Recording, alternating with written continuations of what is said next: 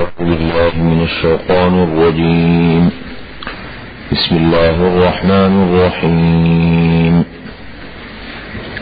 يا أيها الذين آمنوا كتب عليكم الصيام كما كتب على الذين من قبلكم لعلكم تتقون أياما معدودات فمن كان منكم مريضا أو على سفر فعدة من أيام أخر وعلى الذين يطيقونه فدية طعام مسكين فمن تطوع خيرا فهو خير له وأن تصوموا خير لكم إن كنتم تعلمون.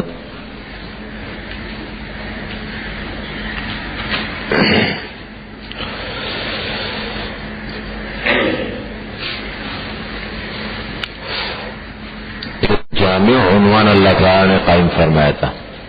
جامع عنوان لیس البر ان تولوا وجوہکم سے تمام نیکی کے کام جتنے ہیں وہ ایک عنوان کے تحت آ گئے.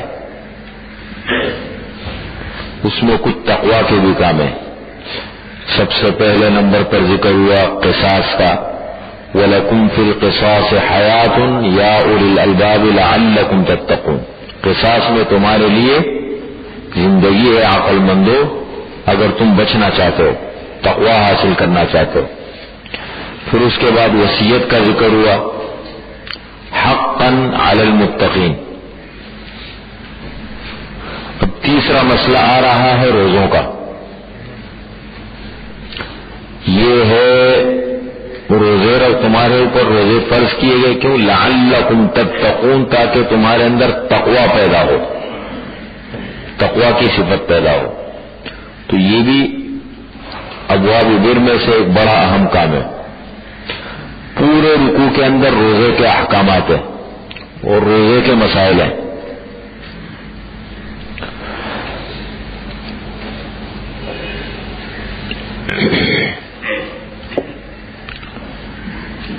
روزہ ارکان اسلام میں سے ایک اہم رکن ہے. رکن کا معنی جانتے ہیں کس کو کہتے ہیں؟ رکن کہتے ہیں نا. بنی الاسلام علی خمس، اسلام کی بنیاد 5 چیزوں پہ رکھی گئی ہے، اس میں سے ایک روزہ ہے. رکن، رکن اسلام.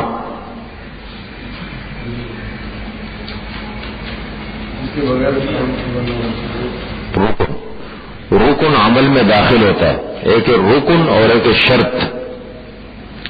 رکن وہ ہے مثال کے طور پر جو اس چیز کا حصہ ہو، جیسے رکن اس کو کہتے ہیں نا، یہ ستون جو ہوتا ہے عمارت کا جو حصہ ہے رکن. اور ایک عبادات اسلام. دو الفاظ استعمال ہوتے ہیں، ایک رکن اسلام اور ایک عبادات اسلام. ارکان اسلام 5 ہیں: کلمہ، نماز، زکوٰۃ، روزہ، حج. اور عبادات اسلام بھی 5 ہیں جن کو اعمال اسلام بھی کہتے ہیں: نماز، زکوٰۃ، روزہ، حج، جہاد. یہ عبادات اسلام کہلاتے ہیں شریعت میں. یہاں سے روزے کا ذکر ہے. یا ایھا الذین آمنوا، اے ایمان والو، کتب علیکم الصیام، لکھے گئے تمہارے اوپر روزے. لکھے گئے یہ لفظ جب قرآن میں استعمال ہوتے ہیں نا، اس کے معنی فرض کیے گئے. صیام مصدر ہے. اب اس کا 2 ترجمے آپ کو اردو تراجم میں ملیں گے. فرض کیے گئے تم پر روزے. صیام کا ترجمہ کیا روزے.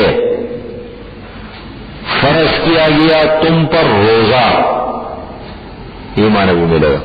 دونوں معنی صحیح ہے، اس لیے کہ صیام کا لفظ مصدر ہے. مصدر میں دونوں معنی ہوتے ہیں. فرض کیے گئے تم پر روزے.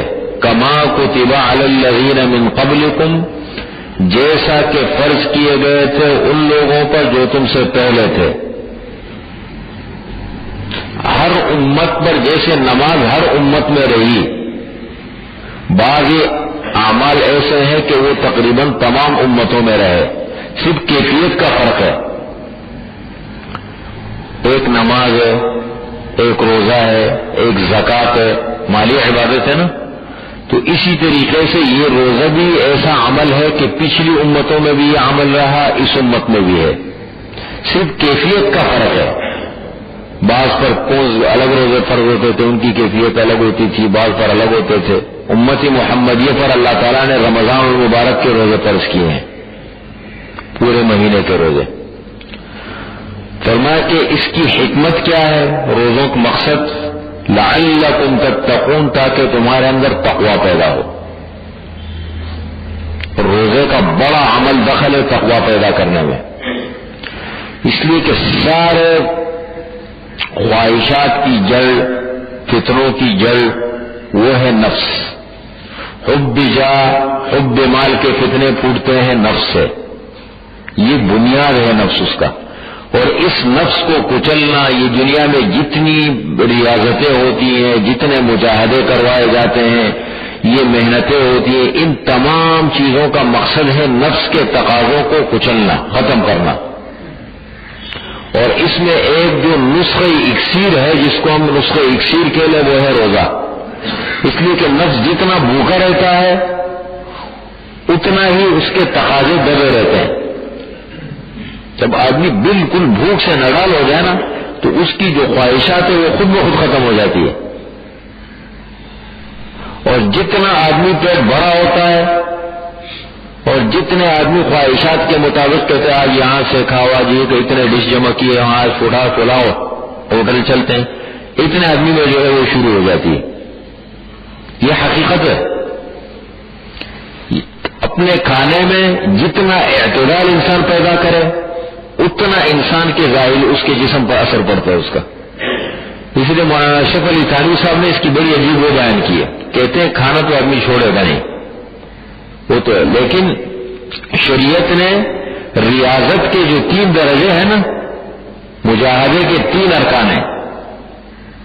یعنی انسان مکلف ہے کہ مجاہدہ کرے، محنت کرے، اپنی تربیت کرے. اور مجاہدے کے 3 ارکان ہیں. ایک ہے قلت طعام، ایک ہے قلت کلام، ایک ہے قلت الاختلاط مع الانام. کم کھانا، کم بولنا، کم ملنا لوگوں سے. کم ملنے کا مطلب یہ ہے کہ یہ بہت زیادہ بیجا ایک تو ضرورت کے ساتھ آدمی ملتا ہے نا، ایک بغیر ضرورت کے لوگ ملتے رہتے ہیں. بیٹھے ہوئے ٹائم پاس نہیں ہوا، چلو بھائی آج چھٹی ہے، چلے یار دوستوں سے ملنے چلتے ہیں. 12-2 بجے تک بیٹھے ہیں، رات کو مجلس سے گپے لگا رہے ہیں. اس قسم کی جو بغیر ضرورت کے جو ملاقاتیں ہوتی ہیں، مل کے وقت ٹائم پاس ہی کرتے ہیں نا، یہ. اس لیے آپ سورہ مزمل قرآن کریم کی ابتدائی صورتوں میں سے، اور اس میں حضور صلی اللہ علیہ وسلم کو اللہ تعالیٰ نے ذاتی طور پر ایسے ٹھوس احکامات دیے ہیں بڑے عجیب. آپ صلی اللہ علیہ وسلم کی تربیت یا پھر ایک داعی کی تربیت کے حوالے سے کوئی اسلامی داعی ہو تو اس میں ایک یہ ہے کہ جب آپ بہت زیادہ دعوت دیں لوگوں کو، حالانکہ دعوت تو خیر کا کام ہے نا، اچھا کام ہے، لیکن بہت زیادہ دعوت دے لوگوں میں بہت زیادہ اختلاط ہو تو آپ ذرا ہٹ کر کے تھوڑا سا وتبتل الیہ تبتیلا، اکیلے میں بیٹھ کر کے اپنے بارے میں سوچو. آپ صلی اللہ علیہ وسلم کو اللہ تعالیٰ فرما رہا ہے.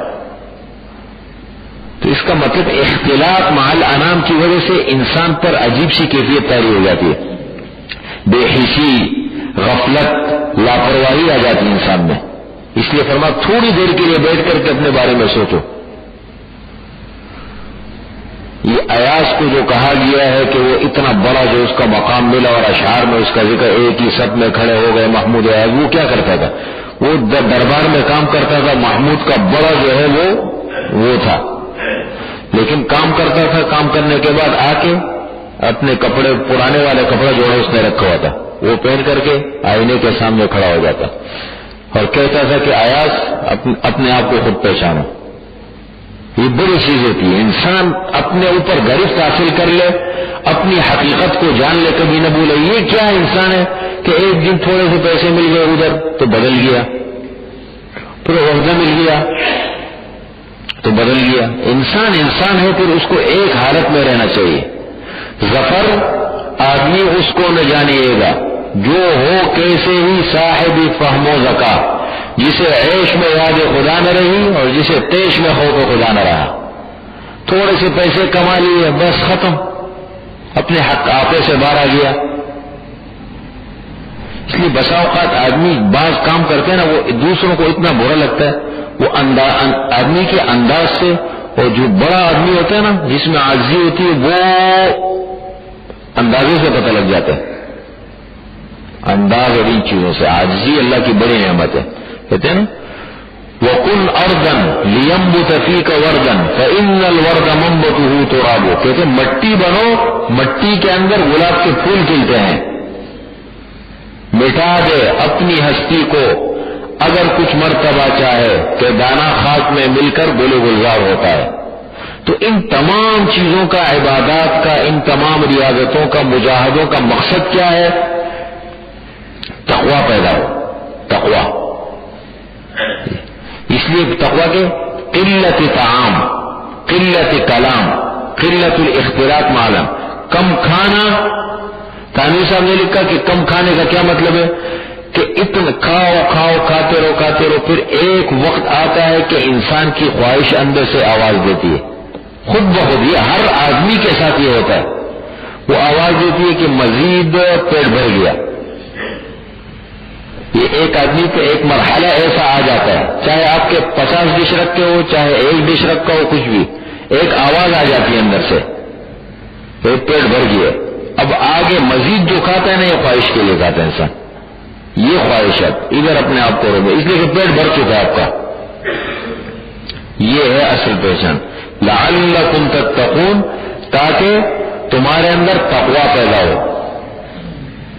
تقویٰ بہت بڑی چیز ہے. اصل تمام سب بنیادی نقطہ وہ ہے تقویٰ.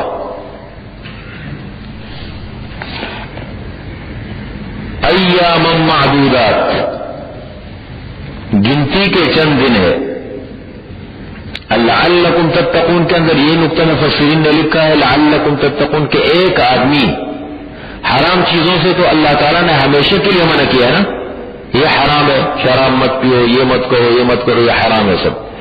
اب ایک روزے میں اللہ تعالیٰ نے پابندی لگا دی کہ حلال چیزوں کو بھی ہاتھ نہ لگاؤ. یہ حلال چیزیں ہیں، ان کو بھی ہاتھ نہ لگاؤ، بس پابندی لگ گئی. اب ایک آدمی جب خود تھوڑا سا سوچے گا کہ ایک یہ ان چیزوں پر اللہ تعالیٰ نے ایک مخصوص وقت کے لیے پابندی لگائی ہے، تو وہ حرام کی جو ہے وہ کیا ہوگی، اس سے تو بچنا ہے. تو ایک احساس دلانا ہے آدمی کو، صرف روزہ رکھنا نہیں بلکہ احساس کا پیدا ہونا، یہ بھی بہت بڑی چیز ہے. ایام معدودات، گنتی کے چند دن ہیں. گنتی کے کتنے دن ہیں؟ چند دن. کیسے؟ اسلامی مہینہ یا 29 کا ہوگا یا 30 کا ہوگا، بس یہ گنتی کے چند دن ہیں. فمن کان، اور اس میں بھی اللہ تعالیٰ کی سہولت دے کہ فمن کان منکم مریضا، جو ہو تم میں سے بیمار. ایک آدمی بیمار ہے، اب کیسے پتہ لگے گا کہ یہ آدمی بیمار ہے، روزہ نہیں رکھ سکتا؟ اس کے لیے معیار کیا ہے، یہ پتہ کیسے لگے گا؟ اس کے لیے 2 طریقے ہیں. ایک تو سب سے پہلے شریعت میں ایک مسئلہ لکھا ہے فقہ میں، رائے مبتلا بھی کا اعتبار. رائے مبتلا بھی، مبتلا بھی جو آدمی کسی کام میں مبتلا ہے اس کی رائے کا اعتبار ہے شریعت میں، اگر وہ خود فیصلہ کر سکتا ہو. اب معیار کیا ہے اس میں؟ ایک آدمی اگر روزہ رکھے گا تو اس کی بیماری بڑھ جائے گی، بس یہ معیار ہے. اب اگر ایک آدمی خود اپنے بارے میں یہ فیصلہ کر سکتا ہے کہ یار میری حالت اتنی خراب ہے کہ اگر میں نے روزہ رکھا تو میری بیماری بڑھ جائے گی، بس اب وہ نہیں رکھ سکتا. اب یہ نہیں کہ ذرا سے کرنٹ ڈیفینس والوں کی طرح ذرا سی الٹی ہو گئی، میں نے آج روزہ نہیں رکھا. کیوں نہیں رکھا بھائی؟ طبیعت تھوڑی سی خراب تھی یار. اتنا ابھی تو نازک نہیں بننا چاہیے نا. بعض لوگ بالکل ایسے جوان ہٹے کٹے آج روزہ نہیں رکھا، کیوں؟ طبیعت تھوڑی صحیح نہیں تھی اس لیے روزہ نہیں رکھا. اس کا بھی تھوڑا سا. اور اگر خود نہیں کر سکتا تو نمبر 2 پھر ڈاکٹر بتائے اس کو. ڈاکٹر کے لیے بھی 3 شرائط ہے. دیکھیں اللہ کا حکم رمضان کا مہینہ آتا ہے سال میں 1 مرتبہ, پورے سال میں. یہ ایک موقع اللہ تعالیٰ دیتے ہیں, ایک ماحول بھی ایسا ہوتا ہے کہ پتہ بھی نہیں لگتا. ابھی رمضان کا مہینہ گزرا پتہ بھی نہیں لگا. پہلے زمانے میں ہم روزہ رکھتے تھے, کچھ کام کرتے تھے, کچھ ایسا عجیب سا وقت پتہ لگتا تھا کہ آپ کو ٹائم گزرا, ہم نے کچھ کام کیا ہے. ابھی تو وہاں تراویح پڑھاتے ہیں اور روزہ رکھ لیتے ہیں, پھر دوسرے دن عید آ جاتا ہے, ہمیں یہ بھی پتہ نہیں ہوتا کہ کل ہم نے روزہ رکھا تھا. یعنی قیامت کی نشانی میں سے وہ زمانہ ایسے تیزی سے گزرے گا نا, اور لوگ ان کے پتہ بھی نہیں لگے گا, وقت کا احساس بھی نہیں ہوگا. تو اللہ کے حکم کا احساس یہ بھی بڑی چیز ہے. یہ نہیں کہ بس کسی نے کہہ دیا تو بس کہہ دیا. اب ڈاکٹر ہو مسلمان, سب سے پہلے ڈاکٹر کہے تو روزہ مت رکھو, ڈاکٹر مسلمان ہو. غیر مسلم کی گواہی اس حوالے سے مسلمان کے بارے میں معتبر نہیں ہے. اس لیے کہ عیسائی کو کیا پتہ ہے کہ روزہ اللہ کا حکم کیا چیز ہے اور اللہ کا دین کیا ہے, اسے تو پتہ ہی نہیں ہے.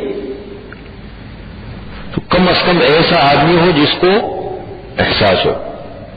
دوسری بات یہ ہے کہ وہ فاسق نہ ہو, مسلمان ہو فاسق نہ ہو. فاسق کے کیا مانے, جو گناہ کبیرہ کا مرتکب ہے. ایک آدمی خود روزے نہیں رکھتا ہے, کلینک میں بیٹھا ہوا بسکٹ کھا رہا, چائے پی رہا, ہاں بخار ہے آپ کو, آپ ایک کام کرو روزہ مت رکھو. یہ تو خطرناک ہے نا. اب اس کو خود احساس نہیں اللہ کے حکم کا, تو کیا کوئی احساس دلائے گا. اور تیسری چیز یہ ہے کہ وہ اپنے فن کا ماہر ہو. عام ڈاکٹر کی رائے معتبر نہیں ہے, مطلب ایسا ڈاکٹر ہو جس کو ڈاکٹر کہا جائے وہ کہے. لیکن سب سے پہلے نمبر پر رائے مبتلا بھی کا اعتبار ہے. یہ خود آدمی کو پتہ لگ جاتا ہے. اگر ایک آدمی میں احساس ہو مسلمان میں, تو اس کو خود پتہ لگ جاتا ہے کہ بھائی میری طبیعت اتنی خراب ہے کہ اگر میں نے روزہ رکھا تو میری بیماری بڑھ جائے گی, بس نہ رکھے بس. اب یہ بھی نہیں کہ طبیعت اتنی خراب ہو رہی ہے اور بالکل نڈال ہے بیچارہ اور روزہ رکھ نہیں سکتا, کہتے نہیں میں تو رکھوں گا.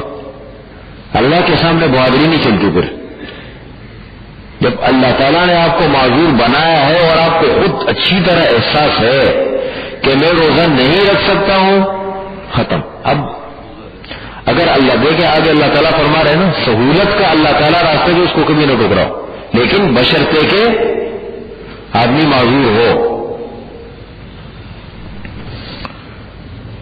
ایام معدودات, گنتی کے چند دن ہیں. فمن کان منکم مریضا, جو تم میں سے بیمار ہو, او علی سفر, یا سفر کی حالت میں ہو. نمبر 2 سفر شرعی, شرعی سفر ہو. شرعی سفر کی مسافت کتنی ہے؟ 48 میل, اور آج کل کے حساب سے 77 کلومیٹر. 77 کلومیٹر ہے, یہ ہے شرعی سفر.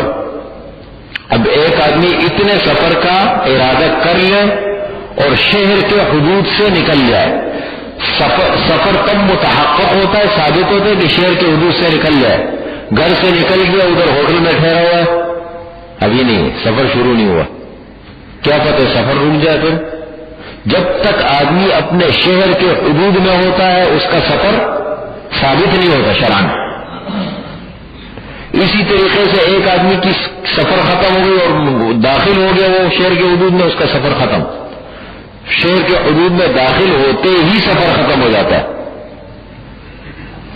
تو سفر کی کیا مقدار وہ ہے کہ 77 کلومیٹر کے ارادے سے وہ نکلا اور وہ شہر کے حدود سے نکل گیا. اب اگر گاڑی میں سفر کر رہا ہے تو ٹول پلازا معتبر ہے, جیسے ہم کراچی میں رہتے ہیں. ریل گاڑی میں سفر کر رہا ہے تو جب لانڈی کے حدود سے گاڑی باہر نکل جائے جو حدود ہے. اور جہاز میں سفر کر رہا ہے, جب جہاز ہوا میں اڑ جائے بس یہ سفر شرعی شروع ہو گیا. اب اگر سفر تو اس کو شریعت نے اجازت دی ہے, روزہ نہ رکھنا چاہے بعد میں قضا کرنا چاہے کر سکتے, لیکن سفر میں روزے کا حکم یہ ہے کہ اگر سہولت کے ساتھ، سفر میں کوئی مشکل نہ ہو، تکلیف نہ ہو، سہولت کے ساتھ رکھ سکتے ہیں تو رکھ لینا چاہیے، اس لیے کہ اصل مقصد شریعت کا یہ ہے مشقت تکلیف، مشقت اور تکلیف ہے۔ اگر وہ مشقت اور تکلیف نہیں ہے تو پھر کیا ضرورت ہے؟ جہاز میں سفر کر رہا ہے، گاڑی میں بیٹھا ہوا ہے مزے سے، تو اس لیے مشقت ہے تو اس کو وہ کرنا چاہیے، فائدہ حاصل کر سکتا ہے اللہ کے حکم سے، نہیں ہے تو نہیں۔ او علی سفرین، یا سفر کی حالت میں، فعدۃ پس گنتی ہے، من ایام اخرى دوسرے دنوں میں سے، یعنی اس کی قضا بعد میں کر لے، فی الحال نہیں رکھ سکتے۔ اسی طریقے سے خواتین کے جو مخصوص دن ہوتے ہیں، چونکہ دیکھیں اسلام میں مشکل نہیں ہے، بہت آسان بھی۔ اب دیکھیں عورت کو ہر مہینے میں مخصوص دن آتے ہیں، ٹھیک ہے، یہ عورت کا عذر ہے۔ اب یہ نماز تقریباً 50 نمازیں، یعنی اگر 10 دن مخصوص ہو تو 50 نمازیں نکلتی ہیں، 50 نمازیں ہر مہینے میں نکلے، اس کی قضا کرنا مشکل ہے، اور ہر مہینے میں باقاعدہ وہ پکا ہو، ایک عادت ہو، مشکل ہوتا ہے نا، تو شریعت نے معاف کر دیا۔ لیکن روزے آتے ہیں سال میں ایک مرتبہ، اور وہ بھی زیادہ سے زیادہ ضروری نہیں ہے کہ 10 دن ہو، عورت کی عادت پر ہے، لیکن مثال کے طور پر 10 دن کہہ لو تو مہینے میں 10 دن مشکل نہیں ہوتا، اس لیے وہ اگر ان دنوں میں آ جائے تو روزہ نہ رکھیں، بعد میں قضا کر لیں، یہ سہولت ہے۔ او علی سفر فعدۃ من ایام اخرى وعلی الذین یطیقونہ فدیۃ طعام مسکین، اور ان لوگوں پر جو روزے کی طاقت رکھتے ہیں، فدیہ ہے ایک مسکین کو کھانا کھلانا، فدیہ، ان الفاظ کو بھی یاد رکھتے ہیں۔ ایک تو ہمارے ہاں یہ الفاظ لوگ کفارے کا لفظ استعمال کرتے ہیں، فطرے کا لفظ استعمال کرتے ہیں، کفارے، دیکھیں یہ ہے فدیہ، لفظی فدیہ۔ فدیے کا مطلب یہ ہے کہ ایک آدمی مثال کے طور پر اگر زندہ ہے، اتنا بوڑھا ہو گیا، اس کو شریعت کی اصطلاح میں عربی میں کہتے ہیں شیخ فانی، شیخ فانی، یعنی بالکل اتنا بوڑھا ہو گیا کہ اب مستقبل میں کوئی امید نہیں ہے کہ یہ روزہ رکھ سکے گا، بالکل بوڑھا ہے، آخری عمر کے آخری اس حصے میں ہے۔ یا مثال کے طور پر اتنا بیمار ہو گیا، جوان ہے کوئی بھی ہے لیکن اتنا بیمار ہو گیا کہ ڈاکٹروں نے اسے لاعلاج قرار دے دیا، لاعلاج، کہ اب بظاہر اللہ تعالیٰ صحت دے دے وہ الگ چیز ہے، اللہ کے لیے تو کوئی مشکل نہیں ہے، لیکن بظاہر ظاہری اسباب میں صحت کی امید نہیں ہے اس آدمی کی، یہ یا پھر ایک آدمی کا انتقال ہو گیا اور اس کے کچھ روزے رہ گئے تو اس کی طرف سے فدیہ ہوتا ہے، فدیہ فی روزہ ایک صدقہ فطر کے برابر ایک فدیہ ہے، ایک صدقہ فطر کے برابر۔ اور اس میں بھی تھوڑا سا خیال رکھنا چاہیے، اس میں لوگ بڑی غفلت کرتے ہیں۔ صدقہ فطر میں 3 چیزوں کو معیار بنایا گیا ہے نا، کیا کیا چیزیں؟ ہر آدمی اپنی طاقت کے مطابق دے تو اچھا رہتا ہے، ہو جائے تو بہتر ہے۔ اگر طاقت ہے، اس میں گندم ہے، کشمش ہے، کھجور ہے، جو ہے، اس میں جو طاقت ہو نا طاقت کے مطابق دے، فدیہ، فدیۃ فدیہ ہے۔ اسی طریقے سے نمازیں چھوٹ گئی تو نماز کا فدیہ، کس کو کہتے ہیں؟ نماز کا فدیہ، روزے کا فدیہ، فدیہ کفارہ الگ چیز ہے،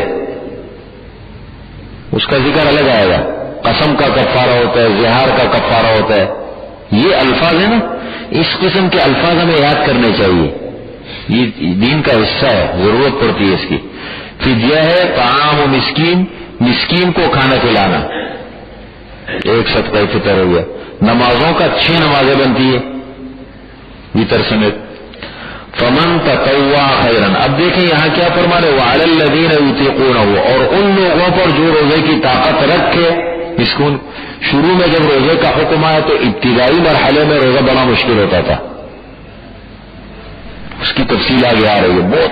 یہ جو آج کل کا روزہ ہے نا ہمارا، یہ شکل نہیں تھی، بلکہ روزہ رکھا صبح صادق سے، اب روزہ چلتا رہا، غروب کا وقت ہو گیا، کھانا پینا شروع کر دیا، اب سو گیا، پھر روزہ شروع ہو گیا.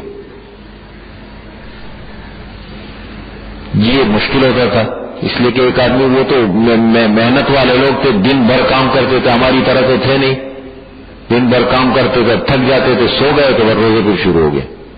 کچھ واقعات ایسے پیش آئے بعض حضرات سے، مطلب یہ خواہش پوری کرنے میں جو ہے وہ رمضان کی حالت میں، تو اللہ تعالیٰ نے پھر حکم آگے بدل دیا.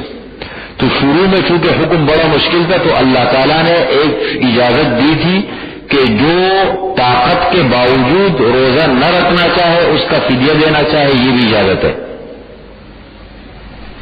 یہ بھی اللہ تعالیٰ دیکھتے ہیں بندوں کو کہ کون پہل کرتا ہے. وہ کو یہ بھی بڑا امتحان ہو گیا. ایک آدمی کسی قوت فیصلہ بھی اللہ کی بڑی نعمت ہے کہ مجھے یہ کام کرنا ہے.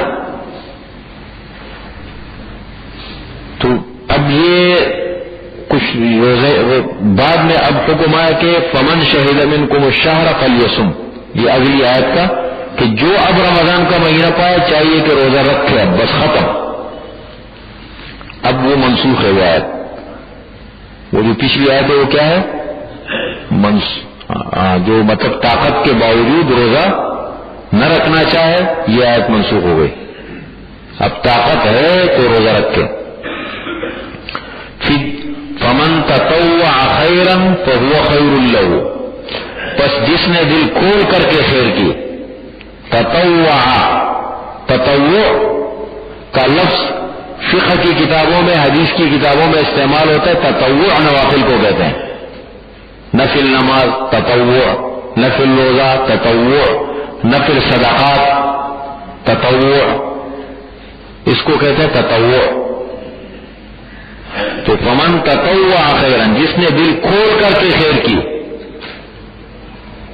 تو وہ خیر له، پس اس کے لیے بہتر ہے. وہ دل کھول کر کے خیر کی کے اندر بھی نفلی روزے بھی آ گئے رکھنا ہے. آپ صلی اللہ علیہ وسلم نفلی روزے رکھا کرتے تھے.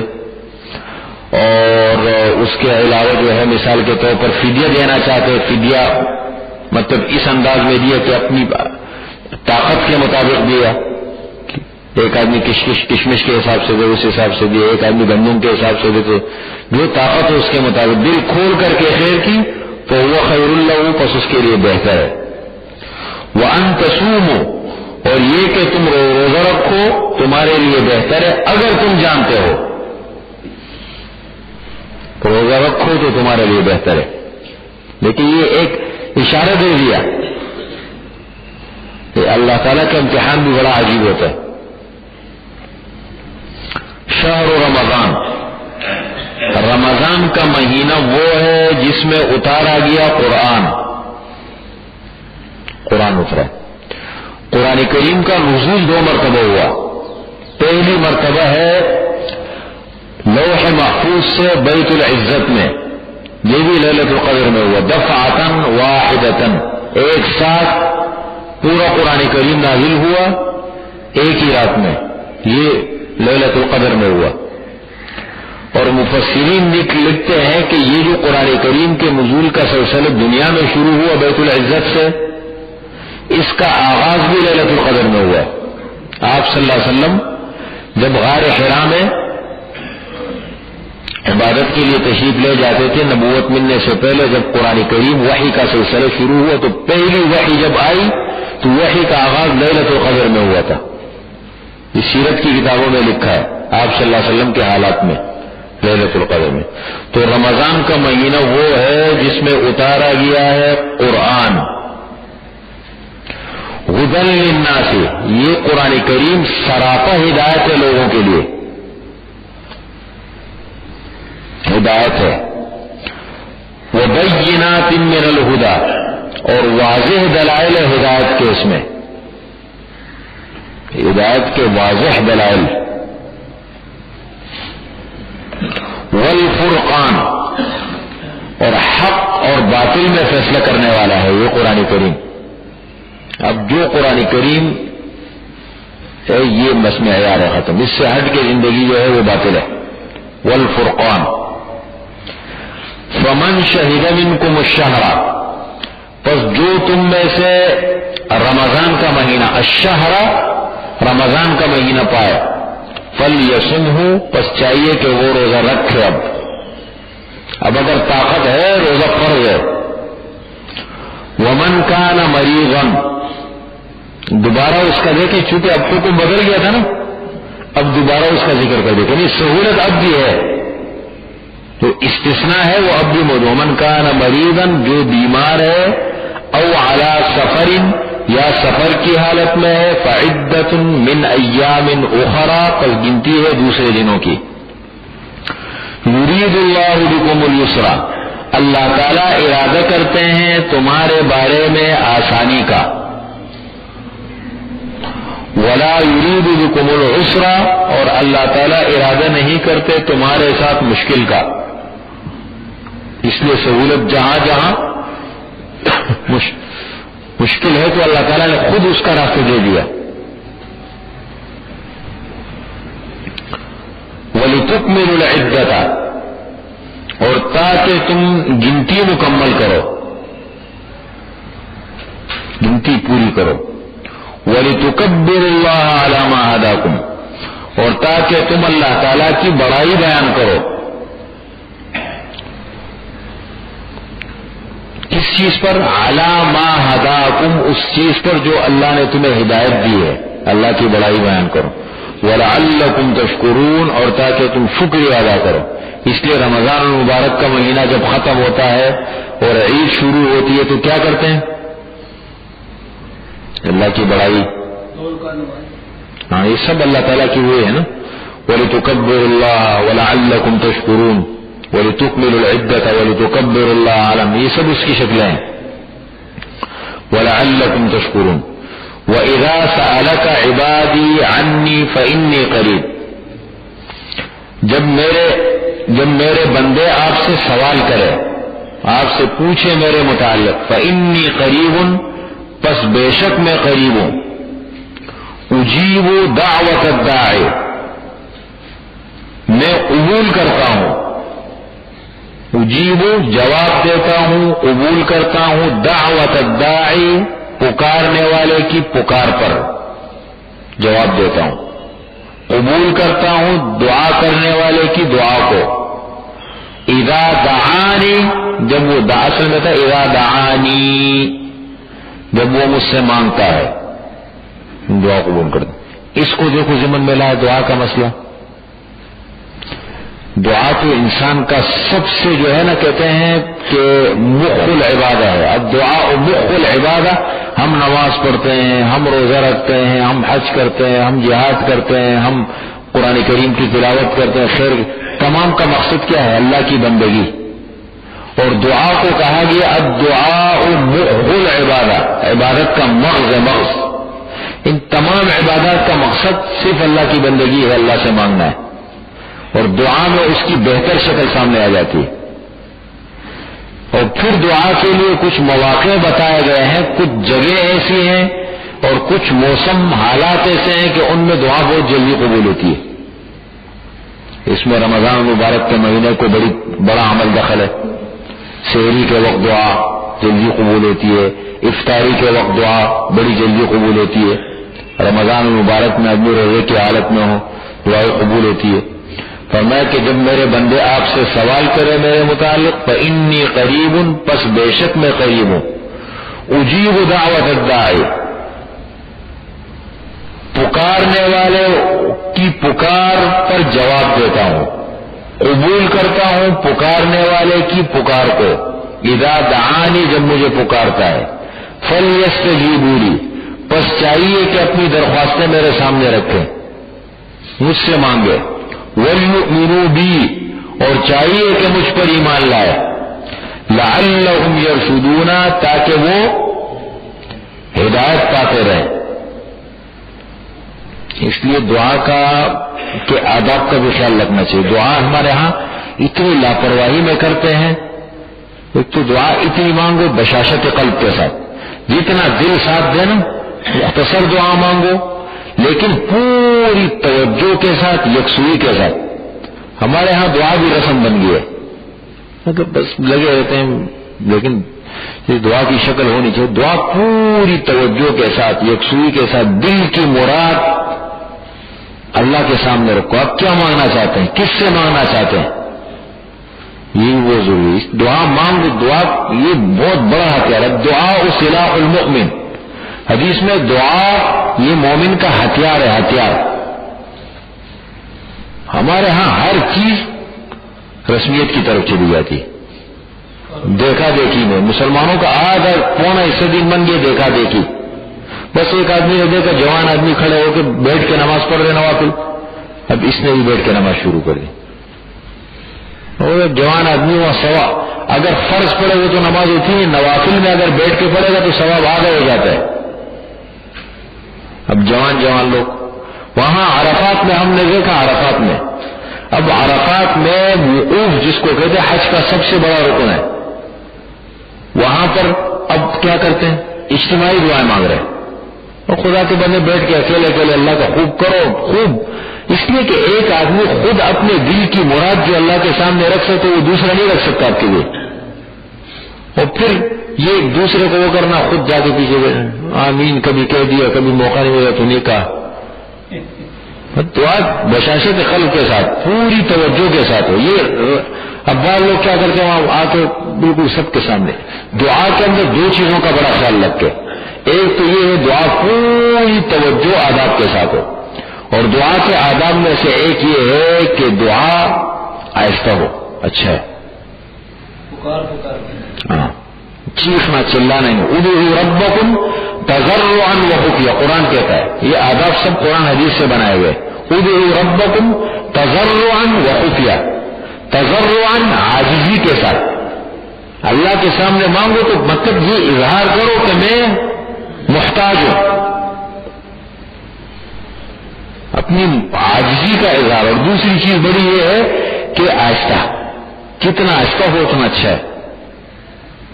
اور تنہائی میں ہو. خفیہ کا دو ترجمے کیے، ایک تو یہ ہے آہستہ، اس لیے نفلی عبادات میں شریعت نے تنہائی کو پسند کیا ہے.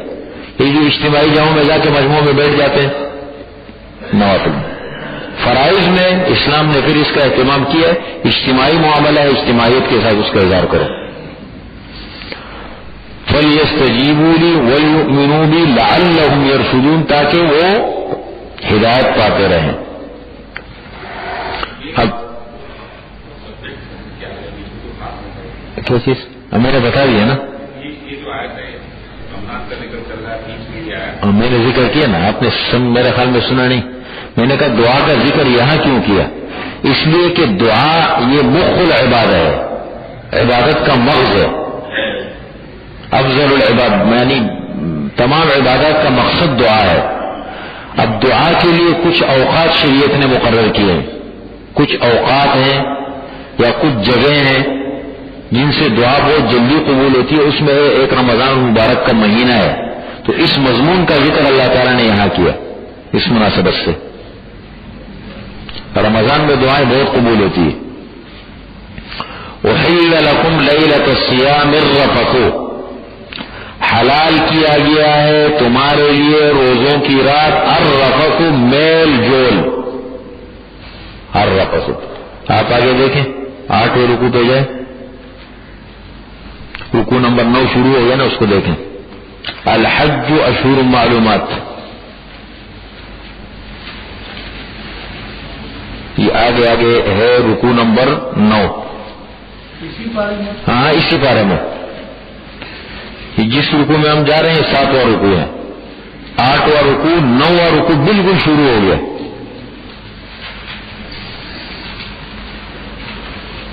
الحج اشہر معلومات فمن فرض فیہن الحج فلا رفث. رفث کا لفظ استعمال کیا نہیں، ادھر بھی رفث کا لفظ ہے رفث، اور ادھر بھی کیا لفظ ہے الرفث. رفث اصل میں کہتے ہیں کہ میل جول کی باتیں ہوتی ہیں نا، میاں بیوی کے درمیان جو میل جول کی باتیں ہوتی ہے عربی میں اس کو رفث کہتے ہیں. یہاں مراد ہے امبستری جماع، مراد وہ ہے. احل لکم حلال کیا گیا ہے تمہارے لیے لیلۃ الصیام روزوں کی رات میں الرفث جماع ہم بستری الی نسائکم اپنی عورتوں کے ساتھ. دیکھیں روزے کتنی چیزوں کا نام ہے. روزے کو عربی میں کیا کہتے ہیں؟ الصوم. صوم کے کیا معنی؟ رکنا. صوم کے معنی رکنا، بس یہ اس کا معنی ہے. شریعت کی اصطلاح میں کسے کہتے ہیں؟ صبح صادق سے لے کر کے غروب آفتاب تک، سورج ڈوبنے تک 3 چیزوں سے رکنے کا نام روزہ ہے. کھانا، پینا، جائز خواہش پوری کرنا. اس تینوں چیزوں سے منع کیا ہوا ہے. یہ تو اب الرفث الی نسائکم ہوا یہ کہ یہ مثال کے طور پر شروع میں جب حکم آیا تو یہ بڑا مشکل ہوتا تھا. اب وہ سو گئے تو بس روزہ پھر شروع ہو گیا. اب بعد میں جب یہ حکم مشکل تو اللہ تعالیٰ نے اجازت دے دی کہ اب ایسا ہے کہ اب روزے کی ایک وقت مقرر کر دیا گیا صبح صادق سے غروب آفتاب تک. بس یہ وقت روزے کا ہے، اس کے علاوہ تم آزاد ہو. اس میں سونے کی قید نہیں ہے، کچھ بھی نہیں ہے. ہن لباس لکم وانتم لباس لہن، تم ان کے لیے لباس ہو. ہن وہ خواتین تمہارے لیے لباس ہے. وانتم لباس لہن اور تم ان کے لیے لباس ہو. یہ شریعت کے بڑے عجیب الفاظ ہے. دیکھیں نا، حضور صلی اللہ علیہ وسلم فرماتے ہیں، حضور صلی اللہ علیہ وسلم کہ کوئی آدمی تم میں سے اپنے گھر والوں کے قریب خواہش پوری کرنے کے لیے جائے تو اس کو صدقے کا اجر ملتا ہے. صدقے کا اجر ملتا ہے. تو صحابہ نے پوچھا کہ یا رسول اللہ اس پہ بھی صدقے کا اجر؟ فرمایا ہاں، یہ انسان اپنی خواہش غلط طریقے سے بھی پورا کر سکتا تھا، لیکن اللہ کا دین کس چیز کا نام ہے؟ اللہ کا حکم ماننے کا نام ہے نا. جب اللہ کا حکم سمجھ کے وہ کر رہا ہے تو بس ختم. اللہ کے حکم کے مطابق لباس کے معنی قرار دیا. یعنی دیکھیں کتنا ایک گہرا جملہ اللہ تعالیٰ نے استعمال کیا. میاں بیوی کے حقوق سے اس طرف اشارہ ملتا ہے، کتنے گہرے. اس لیے حضور صلی اللہ علیہ وسلم فرماتے ہیں خیرکم لأہلہ وانا خیر لہ، تم میں سب سے بہتر وہ ہے جو گھر والوں کے ساتھ بہتر ہو، اپنے گھر والوں کے ساتھ. اب گھر والوں کے ساتھ بہتر کا یہ مطلب نہیں کہ باقی کے حقوق کو نظر انداز کرے، یہ مطلب نہیں ہے. ہمارے ہاں تو اعتدال بھی نہیں ہوگا نا پھر. لیکن مطلب یہ ہے کہ ایک بیوی کے حقوق کی طرف اشارہ کر دیا گیا اور فرمایا کہ اب دنیا کلھا متاع، دنیا فائدہ اٹھانے کی چیز ہے اور بہترین فائدہ نیک صالح عورت ہے. نیک اور صالح عورت. ہن لباس لکم وانتم لباس لہن، تم ایک دوسرے کے لیے لباس کے مانند ہو. لباس سے قریب تر چیز انسان کے کوئی نہیں ہوتی. اب ان جملوں پہ سوچتے رہو. عالم اللہ، اللہ تعالیٰ جانتے ہیں یا اللہ تعالیٰ جانتے تھے، انکم کنتم تختانون انفسکم، یہ کہ تم خیانت کرو گے اپنے نفوس سے، تم طاقت نہیں رکھو گے اپنے اوپر کنٹرول کرنے کی. اتنا لمبا روزہ ہے. فتاب علیکم، اللہ تعالیٰ نے تم پر رجوع کیا، تمہاری توبہ قبول کی. وعفا عنکم، اور تم سے درگزر کیا. اب فالآن، پس اب باشروہن، ان عورتوں سے مباشرت کر سکتے ہو. مباشرت. وابتغوا، اور تلاش کرو ما کتب اللہ لکم، جو اللہ تعالیٰ نے لکھا ہے تمہارے لیے. نیک صالح اولاد. وکلوا واشربوا، اور کھاؤ اور پیو. حتی یتبین لکم، تینوں چیزوں کی اجازت دے دی. حتی یتبین، یہاں تک کہ خوب واضح ہو جائے تمہارے لیے. الخیط الابیض، سفید دھاگا. من الخیط الاسود، کالے دھاگے سے. کالے دھاگے سے. من الفجر، فجر سے. یہ فجر، من الفجر کا لفظ بعد میں نازل ہوا جب غلط فہمی ہو گئی نا. جب صحابہ کا بعض صحابہ نے کالا اور سفید رنگ کی ڈوریاں لے کر کے اپنے پیر کے ساتھ باندھ دی، بعض نے تکیا کے نیچے رکھ دیے کہ اس سے الخیط الابیض سفید کالے داغے سے وہ سمجھے شاید سفید کالا داغا ہے، کوئی اللہ کی حکمت ہے اس میں، اور یہ خود بخود جو ہے وہ پتہ لگ جائے گا، یہ سفید داغا ظاہر ہو جائے گا، یہ سمجھا انہوں نے ظاہری الفاظ پر. لیکن اس سے الخیط الابیض سے مراد صبح صادق کی روشنی جو ہے نا وہ ہے، اور الخیط الاسود سے مراد ہے صبح کاذب. صبح کاذب، صبح صادق سے پہلے ایک کالی پٹی چلتی ہے آسمان پہ، یہ دو قسم کی لکیریں چلتی ہے اوپر، ایک کو صبح کاذب کہتے ہیں، ایک کو صبح صادق. اسی کو قرآن کریم نے خیط الابیض خیط الاسود قرار دیا. خیط الابیض ظاہر ہو جائے بس فجر کا وقت داخل ہو جاتا ہے، یہی وقت ہوتا ہے.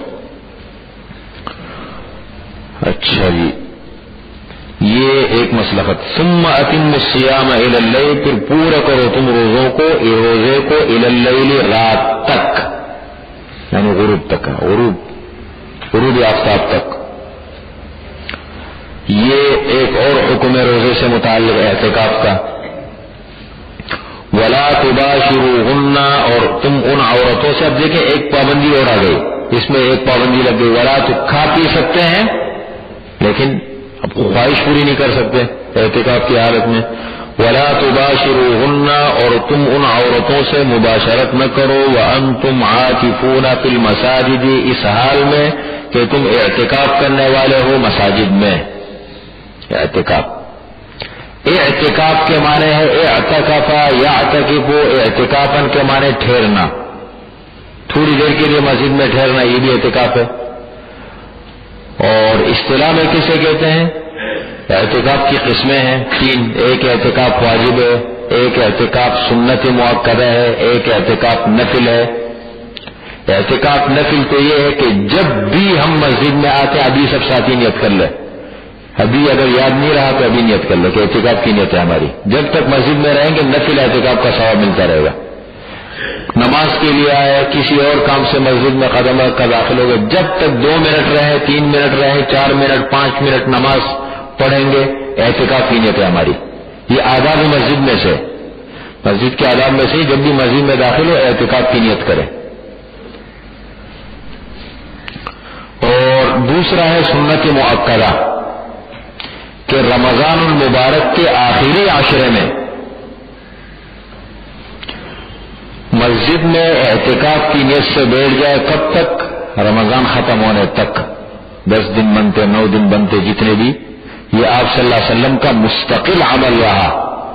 آپ نے بڑی پابندی فرمائی. ایک مرتبہ غزوے میں جانے کی وجہ سے آپ صلی اللہ علیہ وسلم نہیں بیٹھ سکے تھے، تو آپ نے کیا کیا؟ اگلی مرتبہ جو ہے وہ 20 دن کا اعتکاف کیا آپ نے، مہینے کا بھی آپ نے کیا ہے. آپ صلی اللہ علیہ وسلم دیکھے نا، اندازہ لگا، آپ صلی اللہ علیہ وسلم تو اللہ کے وہ تھے، معصوم تھے. لیغفر لک اللہ ما تقدم من ذنبک، اگلے پچھلے گناہ سارے معاف، گناہ ہے ہی نہیں. لیکن آپ صلی اللہ علیہ وسلم دیکھو، یہ ایک چیز ہوتی ہے، فطرت کی آواز ہے. جو آدمی جتنا آگے بڑھتا ہے نا، اس کو عبادت کا اور ان کاموں کا شوق پیدا ہوتا ہے. اب آپ صلی اللہ علیہ وسلم لگے استغفار فرما رہے ہیں، حالانکہ گناہ ہے نہیں. یہ امت کو تعلیم ہے، امت کے لیے تعلیم ہے. اب آپ صلی اللہ علیہ وسلم نے اعتکاف کا یہ عمل اللہ کو بہت پسند ہے. ایک مرتبہ تو آپ نے ایسا بھی ثابت ہے کہ آپ نے رمضان کا اعتکاف، آپ نے شوال میں بھی اعتکاف کیا، پھر رمضان میں اس کا پھر وہ کیا. حالانکہ قضا نہیں ہے اس کی، جب ایک آدمی شروع سے بیٹھا ہی نہیں، قضا نہیں. لیکن آپ صلی اللہ علیہ وسلم نے جب سے اعتکاف کا عمل وجود میں، آپ صلی اللہ علیہ وسلم نے کبھی اس کو ترک نہیں کیا. پھر یہ ایک عمل ہے اسلام میں، بڑا اچھا عمل ہے. لیکن اس کو بھی ہمارے ہاں رسم بنا دیا گیا تھا. بڑا امتحان ہو جاتا ہے اعتکاف میں. آتے ہیں اور ایسے عجیب عجیب موبائل کی گھنٹیاں لے آتے ہیں، اور اس کے علاوہ جو ہے وہ ہمارے ہاں تو پہلے نوجوان لڑکے یہاں بیٹھ کے کرکٹ کھیلتے تھے خیمے میں.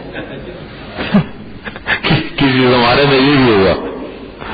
عجیب عجیب جوان ہو گئے نا، ماحول بچاروں کا ہے نہیں. وہ کچھ لوگ دوستی نوجوان ہوتے نا، وہ یار گھر پہ تو مل نہیں سکتے، پوری رات تو گھر والے چھوڑیں گے نہیں. اعتکاف کا بڑا زبردست عمل ہے، اس کا سہارا لے کے یہ نیک اعمال کا سہارا بھی لوگ بہت لیتے ہیں. اب یہ برقع ہے نا، ایک اسلامی عمل ہے، لیکن بعض خواتین اس کو اپنے اس کے لیے استعمال کرتی ہے برقع پہن کر کے.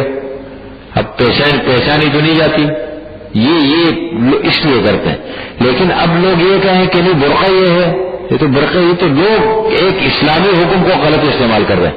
اب وہ کیا کرتے تھے، ایک میں آپ کو عجیب بات بتاؤں، بعض باتیں بتانے کی نہیں ہوتی، لیکن یہ میں آپ کو بتاؤں کہ یہ ہمارے یہاں ایک نوجوان لڑکا رات کو میں پیرا لگاتا تھا. یہاں تو نوجوان بڑے گھبراتے ہیں، میں رات کو پھرتا رہتا ہوں، ان پہ پوری نگرانی کرتے ہیں. ماشاءاللہ اعتکاف میں پوری نماز دعائیں سب کچھ یاد کرا دیتا ہوں، باندھ کے رکھتے ہیں بالکل.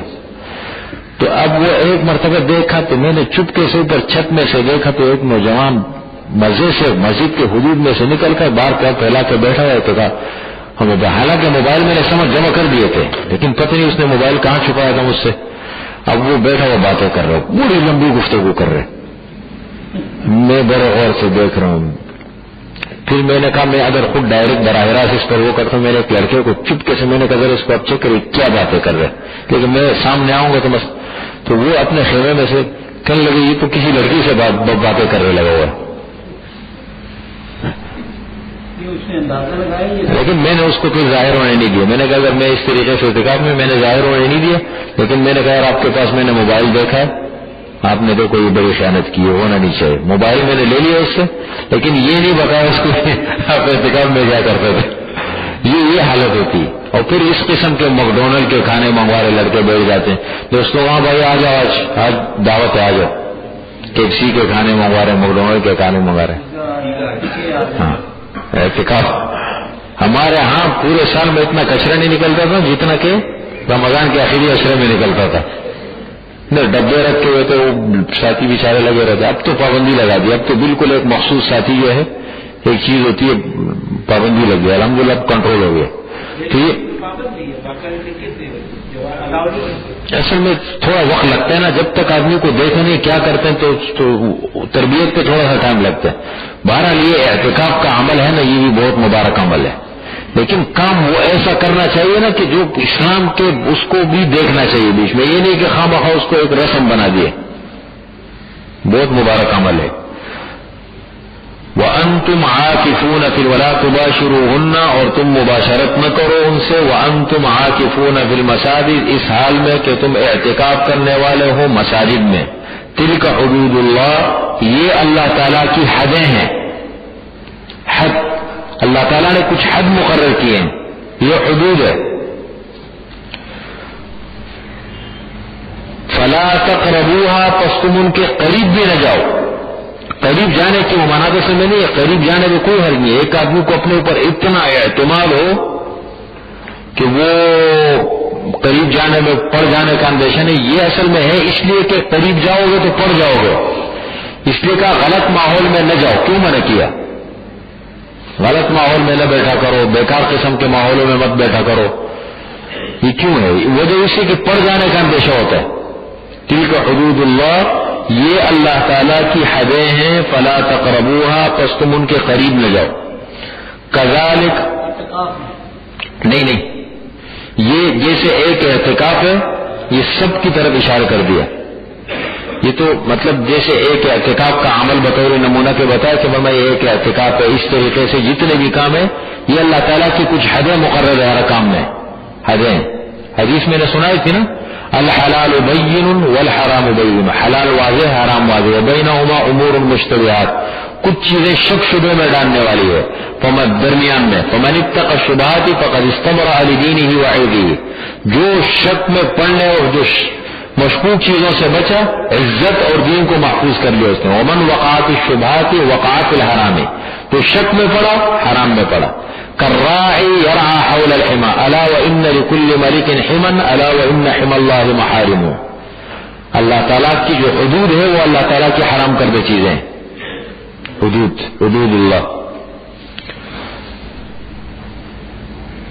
اچھا جی، یہ حدیں ہیں. كذلك يبين، جیسے اللہ نے یہ احکامات بیان کیے، روزے کے احکامات، اسی طریقے سے دعا کا مسئلہ، اسی طریقے سے اعتکاف کا مسئلہ.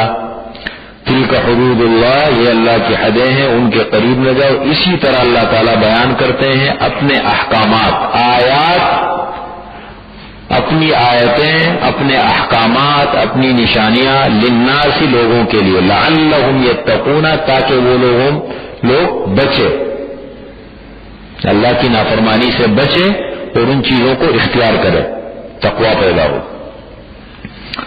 چوتھا حکم، وَلَا تَأْكُلُوا أَمْوَالَكُمْ بَيْنَكُمْ بِالْبَاطِلِ،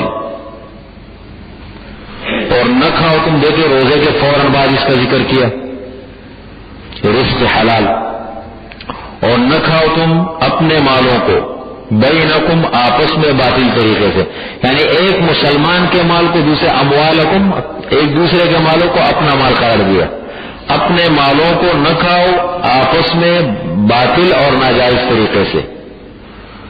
وَتُدْلُوا بِهَا إِلَى الْحُكُمِ، اصل میں یوں ہے وَلَا تَأْكُلُوا أَمْوَالَكُمْ بَيْنَكُمْ بِالْبَاطِلِ وَلَا تُدْلُوا بِهَا إِلَى الْحُكَّامِ، اس کا عطف اس پر ہے، اور نہ حوالے کرو ان مالوں کو حکام کی طرف، حکام کے حوالے نہ کرو. کیوں؟ لِتَأْكُلُوا، تاکہ تم کھا جاؤ، فریقاً، ایک حصہ، فریق کے کیا معنی؟ ایک حصہ، من اموال الناس، لوگوں کے مالوں میں سے، بالاسم، گناہ کے ساتھ، وانتم تعلمون، تم جانتے ہو. یعنی آپس میں ایک دوسرے کے مال ناجائز طریقے سے مت کھاؤ. اس میں بڑا وسیع مفہوم ہے، یہ بڑا اہم مضمون ہے. میرے خیال میں سب سے بڑا مؤثر جو عمل ہے نا مسلمان کی زندگی میں، وہ رزق حلال ہے. دعائیں قبول نہیں ہوتی. ٹائم ہو گیا، اس پہ کل تھوڑی سی روشنی ڈالیں گے انشاءاللہ. الحمدللہ رب العالمین، الصلاة والسلام على خیر خلقہ محمد وآلہ واصحابہ اجمعین. اللهم انا نسألك العفو والعافیہ والمعافاة الدائمة في الدين والدنيا والآخرة. اللهم يا حي يا قيوم برحمتك نستغيث. سبحان ربك رب العزة عما يصفون وسلام على